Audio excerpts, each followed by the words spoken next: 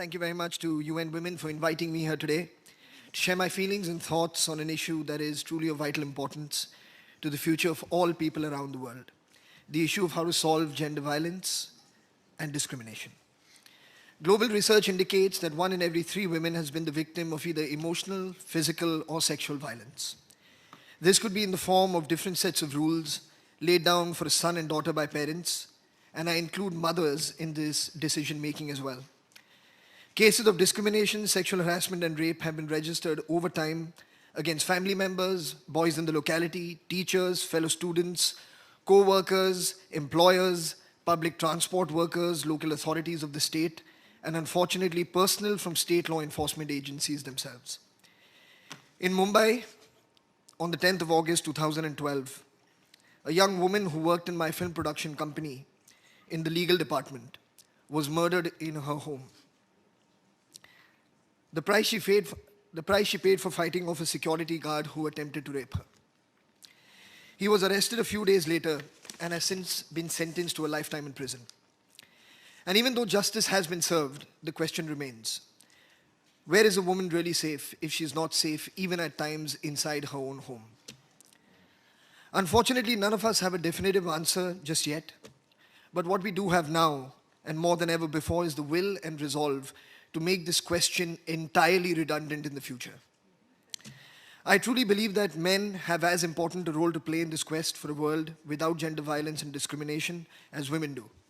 It is our problem too. Not because we have mothers, sisters, wives, and daughters, that still makes it about us. It is our problem because it's a human right issue and we are all human beings. Nobody has the right to treat a human being differently than they would like to be treated themselves.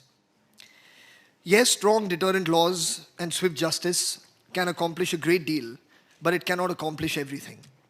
Society has to change because it is society that breaks the laws. There has to be a cultural change, a change in mindsets across all demographics of society. A change that must redefine the concept of masculinity, not just for today's men, but for those to follow. This is only possible through education, because there is no wrong in the minds of those who have not been taught what is right. We need to teach our children a new meaning of masculinity, at an age when their opinions about the world and more crucially about themselves are taking shape. These are the young boys and girls who will grow up to be leaders, opinion makers, and cultural icons of tomorrow. They will have their own families someday and transfer their ideologies, beliefs, and morality to the next generation. By educating them, we will evolve into the people we want our people to be today. It is with this belief and optimism that I started the Mard initiative. Mard is the Hindi language word for man or male, and in the context of the initiative stands for Men Against Rape and Discrimination. It was started in 2012, post the horrific incident that occurred in Delhi that December. But it wasn't in reaction to that one crime only. There have been far too many when you consider that even one single crime is one crime too many. Amid the shock and horror and grieving, what was heartening to see was thousands and thousands of young men and women occupy the streets of our capital, New Delhi, for over a week, demanding amendments in law, especially in the definition of rape and the severity of its sentencing. And they have been amended in response to all those voices who called out together. This is testimony to the fact that when determined people unite in a common cause, they will eventually succeed.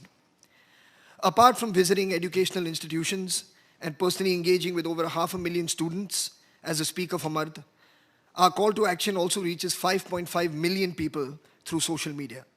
And this number is growing every day. We have an on-ground partner in Magic Bus. They have 8,000 young volunteers, girls and boys, working with 300,000 children from the poorest families across India, helping to equip them with skills and knowledge so as to grow up empowered and take control of their future. Gender sensitization is an intrinsic part of the Magic Bus program. Mard has also teamed up with Google India, for their Helping Women Get Online campaign that aims to empower women by using the internet.